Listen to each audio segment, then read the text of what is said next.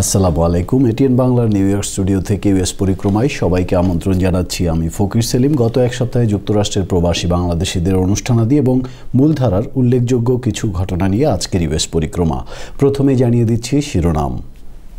প্রবাসীদেরকে বাংলাদেশে বিনিয়োগের আহ্বান জানিয়েছেন রূপালী ব্যাংকের চেয়ারম্যান ডক্টর আহমেদ আল কবির। প্রবাসে নতুন প্রজন্মের কাছে বাংলা ভাষা, সাহিত্য আর সংস্কৃতি তুলে ধরার অঙ্গীকারের মধ্য দিয়ে নিউ ইয়র্কে অনুষ্ঠিত হলো আন্তর্জাতিক বাংলা উৎসব ও বইমেলা 2011 এবং সরকারের চলতি মেয়াদে যুদ্ধ অপরাধীদের বিচার করার প্রতিশ্রুতি দিলেন আইন প্রতিমন্ত্রী অ্যাডভোকেট কামরুল ইসলাম। শুনছিলেন শিরোনাম, এবার বিস্তারিত। শুরু করছি নিউ ইয়র্কের প্রবাসী বাংলাদেশিদের খবর দিয়ে। প্রবাসীদেরকে বাংলাদেশে বিনিয়োগের আহ্বান জানিয়েছেন যুক্তরাষ্ট্রে সফররত রূপালী ব্যাংক লিমিটেডের চেয়ারম্যান ডক্টর আহমেদ আল কবির। রোববার নিউ ইয়র্কের উডসাইডের ঢাকা ক্লাবে এনআরবি বিজনেস নেটওয়ার্কের এক মতবিনিময় সভায় তিনি এ আহ্বান জানান।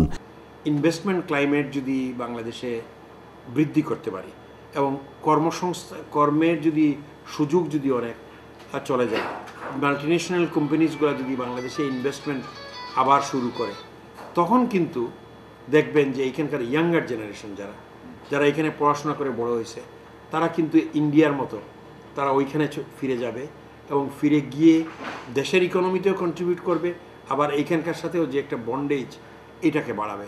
মতবিনিময় সভায় ডক্টর কবির বলেন, বাংলাদেশ এখন সার্বিকভাবে উন্নয়নের দিকে এগিয়ে চলছে। প্রবৃদ্ধির হার 6% অতিক্রম করেছে এবং অচিরেই বাংলাদেশ একটি মধ্যম আয়ের দেশে পরিণত হবে।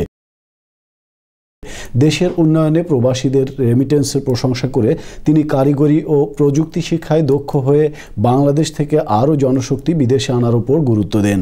সংগঠনের সভাপতি হাসানুজ্জামান হাসানের সভাপতিত্বে এনআরবি মতবিনিময় সভায় অন্যান্যের মধ্যে বক্তব্য রাখেন সাঈদ মান্নান, আবু হানিফ, গিয়াস মজুমদার, রাজ্জাক খান, মিলন চৌধুরী, দিদারুল ইসলাম দিদার প্রমুখ। এর আগে শনিবার সন্ধ্যায় ডক্টর আহমেদ আল কবিরকে সম্বর্ধনা জানিয়েছে স্বেচ্ছাসেবী সংগঠন সীমান্তিক নিউ ইয়র্ক চ্যাপ্টারের কর্মকর্তারা। অ্যাস্টোরিয়ার রংধনু রেস্টুরেন্টে অনুষ্ঠিত সম্বর্ধনা সভার সভাপতিত্ব করেন সীমান্তিক নিউ ইয়র্ক শাখার সভাপতি ডক্টর মোহাম্মদ আব্দুল জলিল। অন্যান্যের মধ্যে বক্তব্য রাখেন আতাউর রহমান সেলিম, বেলাল চৌধুরী, বেদারুল ইসলাম বাবলা প্রমুখ। বাংলাদেশের আর্থ সামাজিক উন্নয়নে মানব সম্পদ রপ্তানির গুরুত্ব তুলে ধরে অনুষ্ঠানে সীমান্তিকের মাধ্যমে বিভিন্ন কাজে সহায়তা করে মানুষকে দক্ষ করে গড়ে তোলার পরিকল্পনা তুলে ধরা হয়। উল্লেখ্য, ডক্টর কবির সীমান্তিকের প্রধান উপদেষ্টা। প্রবাসে বেড়ে ওঠা নতুন প্রজন্মের কাছে বাংলা ভাষা, সাহিত্য আর ঐতিহ্যকে দৃঢ়ভাবে গ্রথিত করার অঙ্গীকারের মধ্য দিয়ে শুক্র, শনি ও রোববার নিউ ইয়র্কে অনুষ্ঠিত হলো আন্তর্জাতিক বাংলা উৎসব এবং বইমেলা 2011। মুক্তধারা ফাউন্ডেশনের আয়োজনে 17 জুন সন্ধ্যায় উৎসবের আনুষ্ঠানিক উদ্বোধন করেছেন ইতিহাসবিদ অধ্যাপক ডক্টর তপন রায়চৌধুরী। লেখক, পাঠক, সংস্কৃতিসেবী আর সাধারণ প্রবাসীদের অংশগ্রহণে 3 দিনের বইমেলা রূপ নিয়েছিল চিরায়ত বাংলার সার্বজনীন উৎসবে। বইমেলা নিয়ে রিজু মোহাম্মদ এবং কানু দত্তের তথ্য ও চিত্র নিয়ে রয়েছে একটি ডেস্ক রিপোর্ট। নিউ ইয়র্কের জ্যাকসন হাইটসের সন্নিকটে একটি স্কুল মিলনায়তনে বইমেলার 20তম বর্ষপূর্তির উদ্বোধনের পর প্রবাসে সযত্নে বাংলা সাহিত্য ও সংস্কৃতিকে লালন করার প্রয়াস দেখে আনন্দে আপ্লুত হয়ে পড়েন বইমেলার উদ্বোধক, ভারত সরকারের সর্বোচ্চ খেতাব পদ্মভূষণ পাওয়া শিক্ষাবিদ, বাংলাদেশের বরিশালের সন্তান অধ্যাপক তপন রায়চৌধুরী। আন্তর্জাতিক বাংলা উৎসব ও বইমেলায় প্রবাসীদের সরব উপস্থিতিকে তিনি বাঙালিদের বিজয় ইঙ্গিত আখ্যা দিয়ে বলেন, এর কোনো তুলনাই হয় না। বঙ্গবন্ধু দেশ স্বাধীন হওয়ার মুহূর্তে বলেছিলেন, আমাদের কেউ দাবায় রাখতে পারবে না। দাবিয়ে রাখার ক্ষমতা যে নেই কারো, সেটা বারবারই প্রমাণ হয়েছে। মুক্তধারা ফাউন্ডেশনের উদ্যোগে অনুষ্ঠিত উৎসব ফিতা কেটে আনুষ্ঠানিকভাবে উদ্বোধন করেন বাঙালনামা খ্যাত এই লেখক। এ সময় সেখানে বাংলাদেশ, পশ্চিমবঙ্গ এবং প্রবাসের লেখক, সংস্কৃতিকর্মী আর বাংলা সাহিত্য ও সংস্কৃতি প্রেমীরা আসেন বাংলার টানে। উদ্বোধনের পর শুরু হয় মঙ্গলালোকে সঙ্গীত।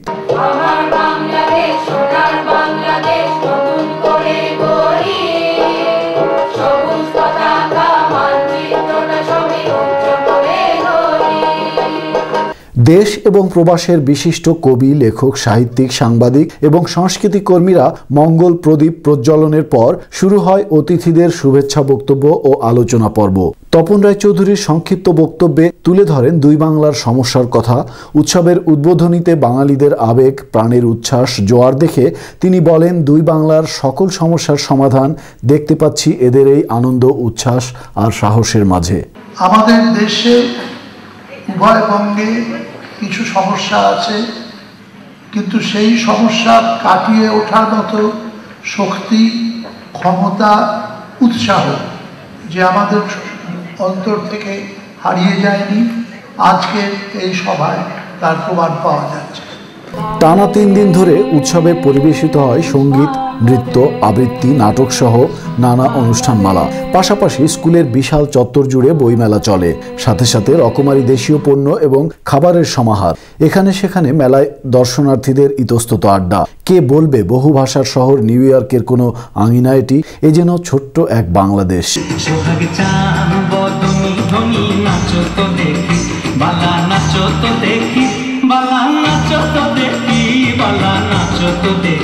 উৎসবের দ্বিতীয় দিন সকল অনুষ্ঠান ছিল কবিগুরু রবীন্দ্রনাথ ঠাকুরের ১৫০তম জন্মবার্ষিকীকে উপলক্ষ করে নিবেদিত। রবি ঠাকুরের তথ্যচিত্র প্রদর্শন, সাহিত্য আলোচনা, সঙ্গীত ইত্যাদি পরিবেশিত হয় এদিন।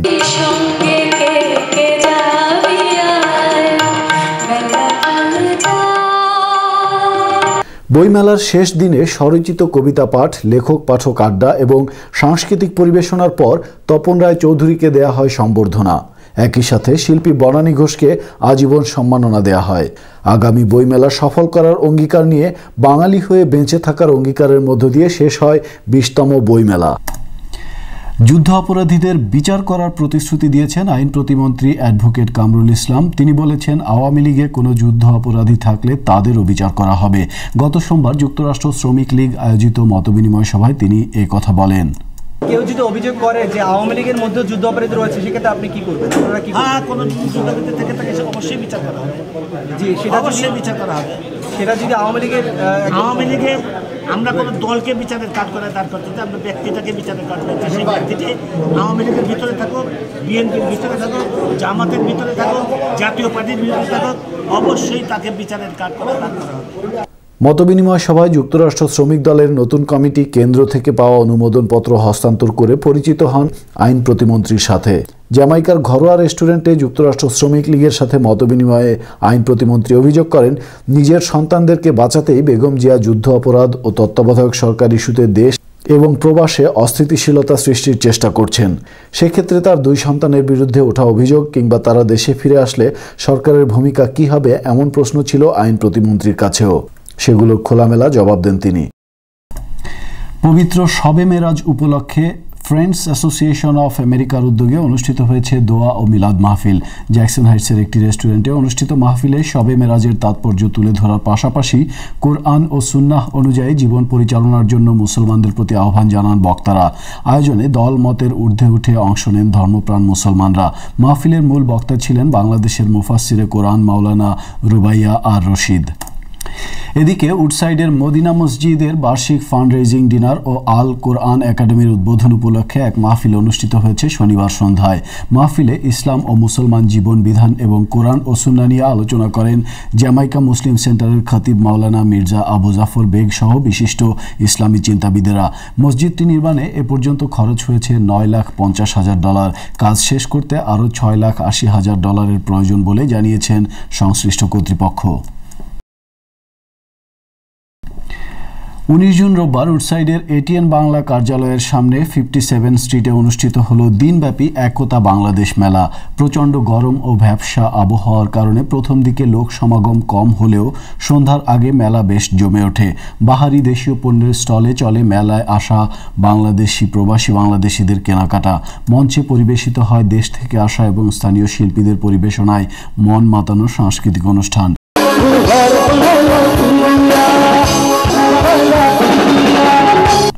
মেলার উদ্যোক্তা ছিলেন আব্দুল কাদের চৌধুরী শাহিন। শিশু সংগঠন সিরি শিশু সাহিত্য কেন্দ্র নিউ ইয়র্ক শাখার 1 যুগ পূর্তি অনুষ্ঠিত হলো রোববার অ্যাস্টোরিয়ার লাকি রেস্টুরেন্টে। অনুষ্ঠানে এবছর ফেব্রুয়ারির বইমেলায় প্রকাশিত সিরি সে এক মা গ্রন্থের প্রকাশনা উৎসব অনুষ্ঠিত হয়। অনুষ্ঠানে সংগঠনের শিশু কিশোররা ছাড়াও অংশ নেন প্রবাসের কবি, সাহিত্যিক, সাংবাদিক ও সংস্কৃতিকর্মীরা। অন্যান্যের মধ্যে বক্তব্য রাখেন হাসানুর রহমান, হাকিকুল ইসলাম খোকন, ABM সালেউদ্দিন প্রমুখ। অনুষ্ঠানে প্রধান বক্তা ছিলেন সিনেটর টনি অ্যাভেলা। বক্তারা শিশু কিশোরদের মানসিক উন্নয়নে সাহিত্যের ভূমিকা তুলে ধরে অভিভাবকদেরকে দায়িত্বশীল ভূমিকা পালনের উপর গুরুত্ব আরোপ করেন।